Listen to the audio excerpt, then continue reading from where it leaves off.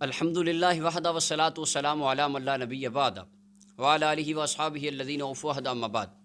آج جو مسئلہ زیر بحث ہے وہ مسئلہ جناب سیدنا ابو بکر صدیق رضی اللہ تعالیٰ عنہ آپ کے جنازہ کا مسئلہ ہے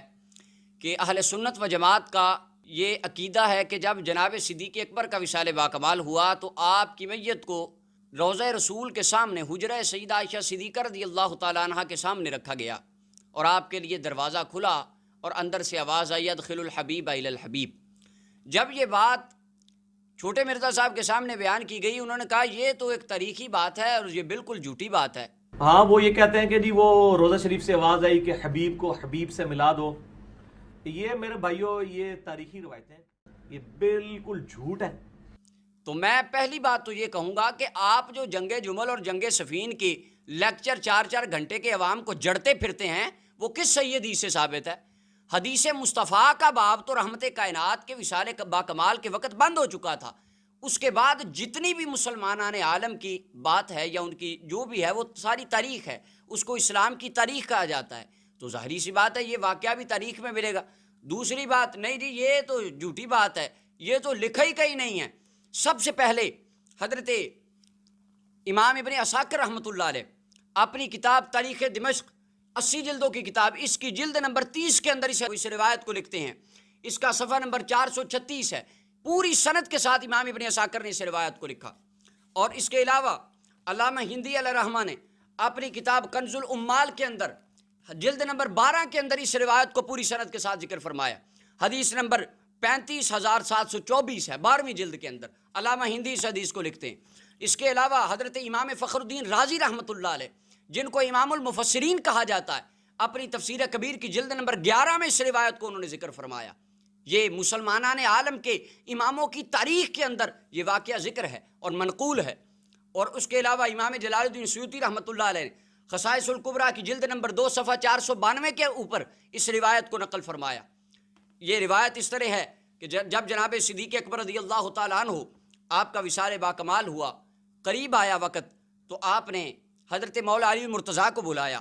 اور اپنے سر کی جانب بٹھا کر کچھ وصیتیں کیں اور بعد میں فرمایا یا علی اذا مت، جب میں دنیا سے چلا جاؤں مجھے کفن دینے کے بعد جنازہ پڑھانے کے بعد ایک کام کرنا، مجھے اس گھر کے اندر لے جانا جس کے اندر رحمت کائنات صلی اللہ علیہ وسلم آرام کر رہے ہیں، فاستأذنوا، اور جا کے رحمت کائنات صلی اللہ علیہ وسلم کے حجرہ کے باہر کھڑے ہو کے میرے لیے اجازت طلب کرنا، فَإِن رَأَيْتُمُ الْبَابَ قَدْ يُفْتَحُ، اگر تم دیکھو کہ دروازہ کھل گیا ہے، پہلے تو اجازت لینا کہ یا رسول اللہ یہ آپ کا یار غار یار مزار بننا چاہتا ہے۔ فرمایا اجازت اگر مل جائے دروازہ کھل جائے تو فَادْخِلُوا بِي، فرمایا پھر مجھے اندر داخل کر دینا اور آقا کے پہلو میں مجھے دفن کر دینا، اور اگر اجازت نہ ملے تو مجھے مسلمانوں کے قبرستان میں دفن کر دینا۔ اب کچھ سلفی احباب کو اس احباب پر اس بات پر تکلیف اٹھتی ہے، خوارج کو بھی یہ بات تو کہیں لکھی نہیں ہے، تو ان کے لیے عرض ہے، یہ میرے ہاتھ میں کتاب ہے تکریم المؤمنین اور شمامۃ الانبیاء،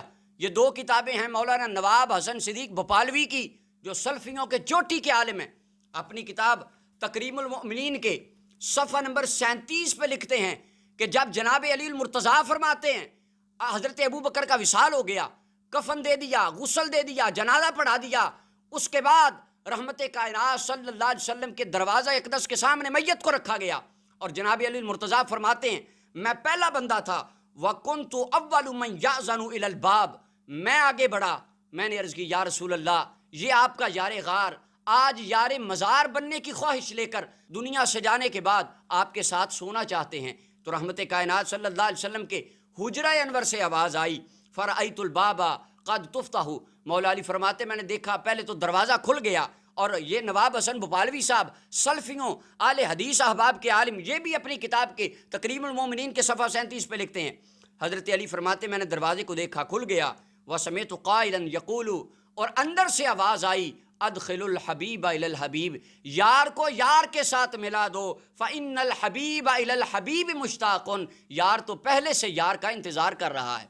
اب خوارج کے علماء اپنی کتابوں میں اس روایت کو لکھتے ہیں اور امت کے اماموں نے اپنی اپنی کتابوں میں اپنی اپنی اسناد کے ساتھ ان روایات کو ذکر فرمایا، اور پھر کہا جاتا ہے کہ یہ حدیث تو ضعیف ہے جی، ہم تو اس روایت کو نہیں مانتے، یہ روایت ہی ضعیف ہے۔ تو جن احباب نے یہ ذوف کا ٹھیکہ لے رکھا ہے امت کے لیے، ان کو میری یہ گزارش ہے، آپ نماز نیت کرنے کے بعد، نماز کی نیت کے بعد سب سے پہلے سبحانک اللہم و بحمدک و تبارک اسمک و تعالی جدک و لا الہ غیرک، یہ پڑھتے ہیں، ہر بندہ پڑھتا ہے، تمام مکاتبہ فکر پڑھتے ہیں۔ میرا سوال ہے کس صحیح حدیث میں لکھا ہے کہ یہ سبحانک اللہ پڑھنی چاہیے؟ یہ روایت جن کتب میں آئی ہے یہ روایت ضعیف روایت ہے، لیکن سارے مانیں گے۔ لیکن جب بات ابو بکر صدیق کی شان کی آئے گی تو کہے نہیں ہم نہیں مانتے۔ اگر یہ نہیں مانتے تو وہ کیوں مانتے ہو؟ سبحانک اللہ کیوں پڑھتے ہو؟ حدیث تو وہ بھی ضعیف ہے۔ اور اس کے بعد نبی اکرم صلی اللہ علیہ وسلم نے فرمایا اذا اذنت فترسل، جناب بلال کو کہ جب تو اذان دے تو ذرا ترنم سے اذان دیا کر، ٹھہر ٹھہر کر اذان دیا کر، اور جب اقامت دے پڑھے تو فرمایا جلدی جلدی پڑھا کر۔ حدیث تو یہ بھی ضعیف ہے، کبھی کسی مولوی نے، کبھی کسی بندے نے، کسی مقتدہ فکر کے بندے نے اذان کو جلدی اور اقامت کو لمبا کر کے نہیں پڑھا۔ سارے اس روایت پہ عمل کرتے ہیں، حدیث یہ بھی ضعیف ہے، ترمذی کی روایت ہے، اور اس کو علامہ ابن حجر نے اور امام ترمذی نے خود ضعیف کہا، لیکن سارے عمل کرتے ہیں۔ لیکن جب بات ابو بکر صدیق کی آئے تو کہے نہ ہم نہیں مانتے، یہ بات ہی جھوٹی ہے۔ اگر اس کو نہیں مانتے تو پھر اس کو کیوں مانتے ہو؟ اگلی بات، اذان کے وقت جو فرمایا گیا کہ کانوں میں انگلیاں دو، ابن ماجہ کی روایت ہے، ضعیف ہے، لیکن سارے کانوں میں انگلیاں دیتے ہیں۔ لیکن بات جب عظمت صحابہ کی آئے، آقا کریم علیہ السلام کے غلاموں کی شان کی آئے، حضور کی عظمت کی آئے، تو نہیں ہم نے نہیں ماننا۔ اگر آج ہمیں کوئی کہتا ہے کہ تم یہ عقیدہ رکھتے ہو کہ ابو بکر صدیق کے لیے تو روضہ رسول سے آواز آئی، تمہارا عقیدہ مشرکانہ عقیدہ ہے، تو ہمیں بالکل اس پر کوئی ٹینشن نہیں ہے، اس کے اوپر ہم کسی قسم کی ملامت محسوس نہیں کرتے۔ مدینہ طیبہ کا بازار ہے، اٹھا کے دیکھیے مسلم شریف، مدینہ طیبہ کا بازار ہے، خطبہ دینے والے مصطفیٰ کے صحابی جابر بن عبداللہ رضی اللہ تعالیٰ عنہ، حضرت جابر ہیں، آپ خطبہ دے تقریر کر رہے ہیں لوگوں کو، ایک خارجی اٹھ کے کھڑا ہو گیا، آپ کی تقریر کا موضوع شفاعت مصطفیٰ تھا، آپ تقریر کر رہے تھے کہ قیامت کا دن ہوگا، حضور علیہ السلام اپنی شفاعت سے کروڑوں امتیوں کو جنت میں لے جائیں گے۔ ایک خارجی اٹھ کے کھڑا ہوا، کہنے لگا اے جابر یہ تم کیا کہہ رہے ہو؟ تم تو قرآن کے مخالف ہو، تمہیں تو قرآن صحیح سمجھ ہی نہیں آیا، حالانکہ اللہ کا قرآن کہتا ہے کہ جب جہنمی باہر آئیں گے ان کو پھر دھکا دے دیا جائے گا، جہنمی سادہ جہنم میں رہیں گے، اور تم کہتے ہو نبی ان کو جنت میں لے جائیں گے، تمہیں قرآن سمجھ ہی نہیں آیا۔ اگر آج ہمیں کوئی کہتا ہے کہ تمہیں تو حدیثیں سمجھ ہی نہیں آئیں، ہم زیادہ سمجھ گئے تھے، تو یہ بات تو مصطفیٰ کے صحابہ کو بھی کہی گئی تھی، یہ تو جن کے سامنے اللہ کا قرآن اترا، جنہوں نے ساری زندگی حضور کی صحبت میں گزاری، انہیں بھی انہوں نے کہہ دیا نہیں قرآن تمہیں سمجھ نہیں آیا، آج ہمیں صحیح سمجھ آ گیا۔ 1400 نبی اکرم صلی اللہ علیہ وسلم نے ارشاد فرمایا یہ قیامت کی نشانی ہے، بعد میں آنے والے جوان یہ پہلی امتوں کے سلف و صالحین کو لعنت کریں گے۔ آج 14ویں صدی کا وہ بندہ جس کو گھر میں کوئی دوسری بار کھانا نہیں دیتا، وہ لعنتی اٹھ کے داتا علی حجویری کو باتیں کرتا ہے، خواجہ اجمیری پر لعن کرتا ہے، ان کے قدموں سے لگنے والی خاک کے برابر بھی تمہاری نسلوں کی اوقات نہیں ہے۔ تمہیں کلمہ پڑھانے والے بر صغیر پاک و ہند میں یہ اللہ کے ولی تھے، اگر آج یہ اولیاء کرام اس پاک سرزمین کی دھرتی پہ نہ آتے تو تم بھی آج گائے کا پیشاب پی رہے ہوتے، تمہاری مائیں بہنیں بھی ہیرا منڈی میں بک رہی ہوتی۔ آج تمہاری نسلوں کو، تمہارے آباء و اجداد کو کلمہ پڑھانے والے یہ اولیاء کاملین تھے جن کا عقیدہ اہل سنت و جماعت میں پایا جاتا ہے۔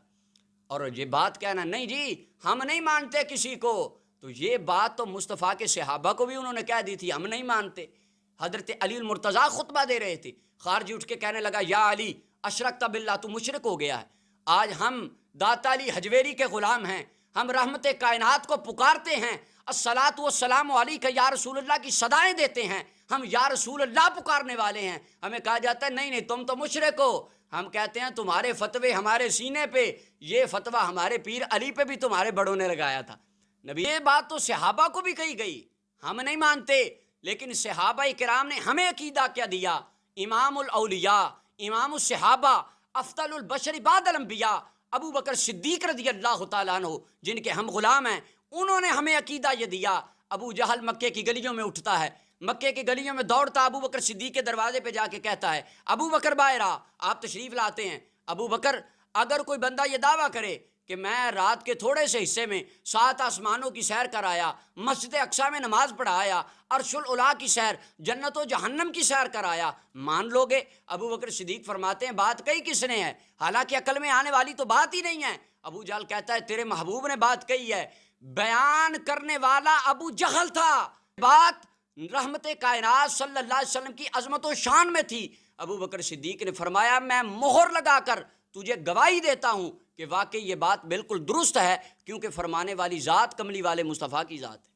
یہ شان اور عظمت اس سے آقا کریم علیہ السلام کی ظاہر ہوتی ہے۔ یہ عقیدہ ہمیں ابو بکر صدیق رضی اللہ تعالیٰ عنہ نے عطا فرمایا۔ بات بیان کرنے والا جو بھی ہو، بات اگر اللہ والوں کی شان میں ہو، آنکھیں بند کر کے ماننا اور اس کی تصدیق کرنا جناب ابو بکر کی سنت مبارکہ ہے۔ ہم نہیں مانتے جی، تو یہ تو صحابہ کرام کی باتیں بھی لوگوں نے نہیں مانی، خوارج ان کے دور میں بھی پیدا ہو چکے تھے۔ اللہ تعالیٰ ہمیں قرآن و سنت کی روشنی میں آقا کریم علیہ السلام کی تعلیمات پر عمل اور ان کے پیاروں کی محبت اور ان کے پیاروں کا ادب نصیب فرمائے، کیونکہ آقا کریم علیہ السلام نے فرمایا